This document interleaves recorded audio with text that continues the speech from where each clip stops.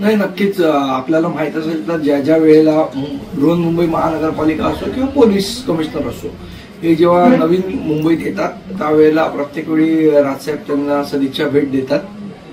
त्याचप्रमाणे आजची सदिच्छा भेट. दुसरीकडे भिवंडीत काल आपण पाहिलं तर पडग्यामध्ये एटीएस कडनं मोठी कारवाई झाली होती. काही दिवसांपूर्वीच एका वाहिनीला मुलाखत देत मला असं वाटतं ज्या वेळेला ही घटना घडली, पहलगामची घटना घडली, त्याच वेळेला सन्माननीय राजसाहेबांनी सांगितलेलं की पूर्ण देशभर कोम्बिंग ऑपरेशन्स आपण केली पाहिजे. वाटतं त्याची सुरुवात झालेली आपल्याला दिसली.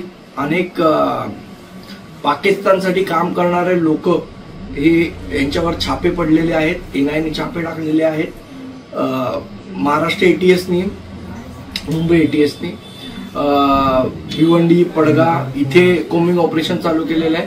त्यामुळे मला वाटतं की दूरदृष्टी असणारा नेता जर आहे तर तो राजसाहेब ठाकरे आहेत. त्यांनी ही गोष्ट पहिलेच सांगितली होती की इथे कोम्बिंग ऑपरेशन करणं किती गरजेचं आहे. खरं तर कालच्या त्या ठिकाणी कसं पाहता एकूण गोष्टीकडे गांभीर्याने सरकारनं पाहणं गरजेचं आहे. मला असं वाटतं सरकारने निश्चितपणे हे गांभीर्याने घेतलं असावं. ज्या पद्धतीचे छापे पडतायत अजून गांभीर्याने घ्यावं आणि पूर्ण महाराष्ट्रावर हे कोम्बिंग ऑपरेशन करावं.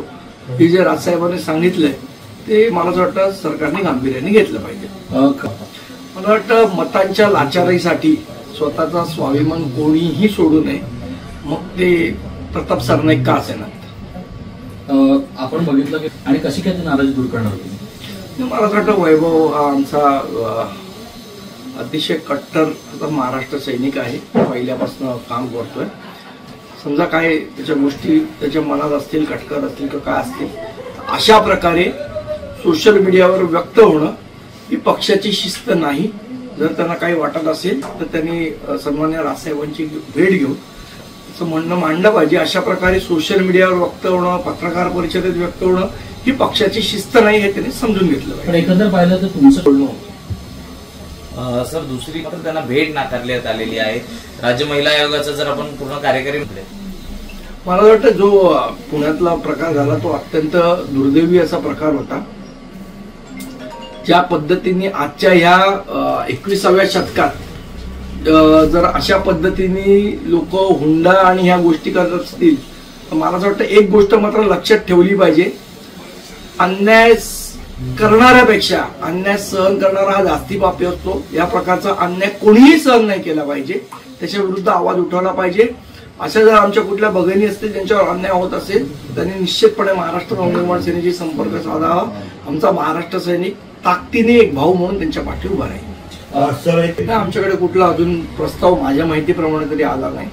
आला तर त्याच्यावर निर्णय राजसाहेब घेतील. पण एकंदर आपण बघितलं तुम्ही नेहमी प्रस्ताव हा शब्द वापरता, पण त्या बाजूची जे नेते मंडळी असतील ते सगळे पॉझिटिव्ह रिस्पॉन्स देताना दिसत आहे. कुठे ना कुठे हा पॉझिटिव्ह रिस्पॉन्स फक्त आणि फक्त बोलायला आहे का? जर त्यांचं बोलणं असं होतं तर आतापर्यंत प्रस्ताव आला पाहिजे होता असं मला वाटतं. नाही, माझ्या मते सकारात्मक आहोत. त्याची ठोस कृती दिसायला पाहिजे. ती कृतीच कुठे दिसत नाही. नुसती बोलाची कडी आणि बोलाचा भात करून उपयोग नाही. कृतीतनं व्यक्त व्हायला पाहिजे. कृती होताना कुठे मला तरी दिसली नाही आणि झाली कृती तर सन्मान्य राजसाहेब योग्य तो निर्णय घेतील. शेवट तो अधिकार त्यांचाच आहे. देशपांडेजी मागच्या वेळी त्यावेळी तिकडनं रिस्पॉन्स आला नव्हता किंवा ऐनवेळी ती गणितं फिसकटली होती. 2 वेळा घडलेल्या घटनांमुळेच कुठेतरी ताट पण फुकून पिलं. शिवसेनेकडनं यावेळी प्रस्ताव यावा, त्यानंतरच मनसेकडनं उत्तर किंवा पुढचं पाऊल टाकलं जाईल असं काही ठरलंय का? ठरायचा का विषय आला याच्यात? मी तुम्हाला मला असं वाटतं याच्या आधी ही परिस्थिती सांगितलेली आहे. त्यांचा प्रस्ताव आला तर निश्चितपणे राजसाहेब विचार करतील असं मी म्हटलंय. आता प्रस्तावच पाठवायचा नाही आणि रोज जाऊन 9 वाजता भोंगेच वाजवायचे तर त्याला आम्ही तरी काय करणार? त्या दिवशी एका मुलाखतीत राज ठाकरे सरांनी एक वक्तव्य केलं होतं. मला असं वाटतं ठाकरे बँड संपवण्याचा प्रयत्न कोणीही केला तरी जोपर्यंत राजसाहेब ठाकरे आहेत तोपर्यंत हा ठाकरे बँड संपवू शकत नाही.